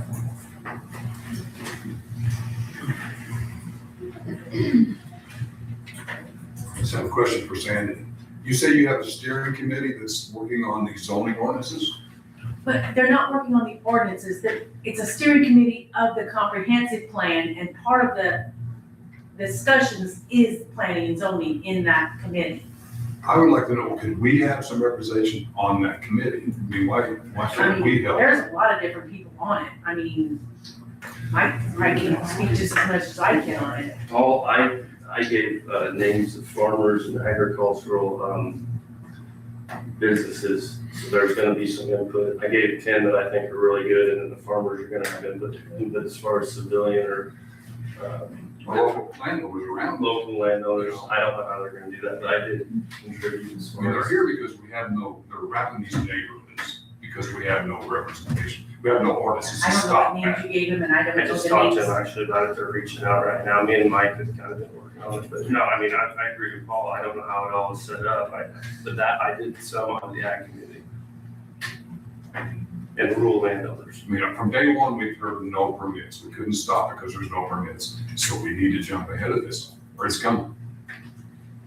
But there is a permit, they thought. Well, yeah, but that was too late. That was way before we ever got here. So now they're gonna come to this whole county, you know, if we don't get something there. Okay. So anybody else who would like to come up and speak?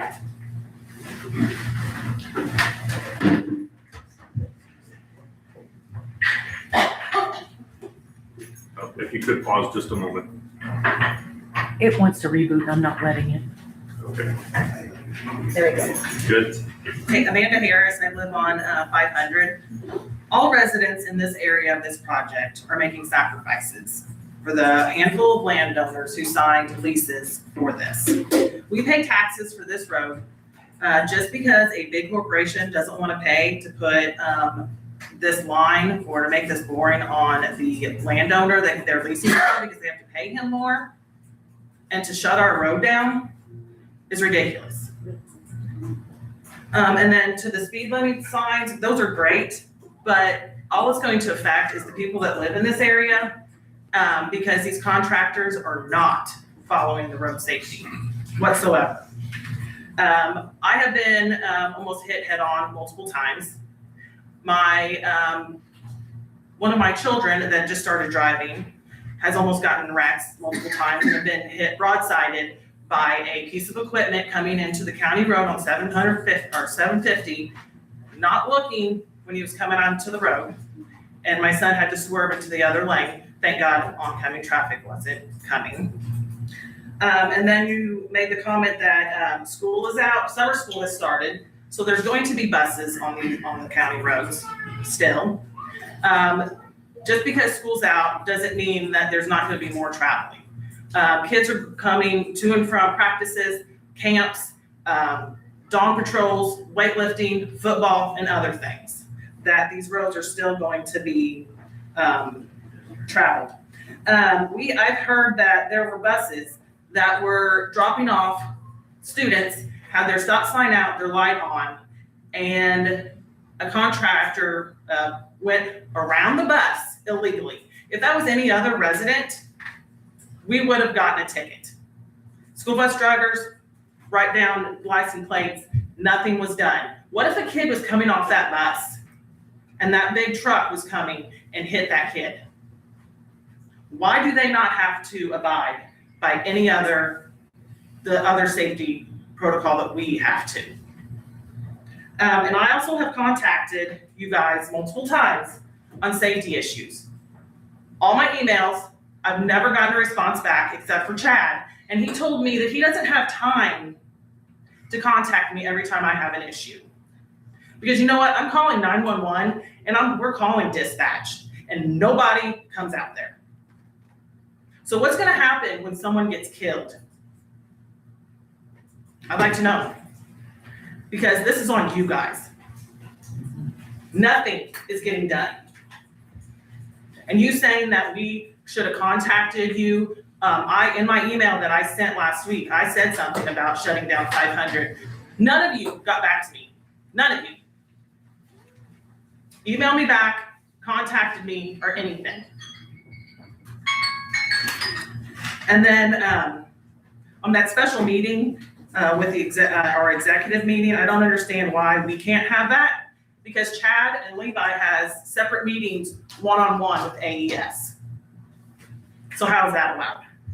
And my last thing is, you're elected officials by we the people of Du Bois County and paid by the people, not by these big corporations and by AES.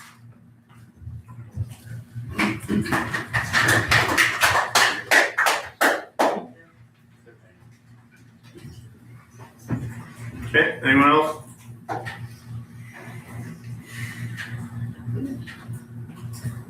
Seeing no further, we will close the meeting.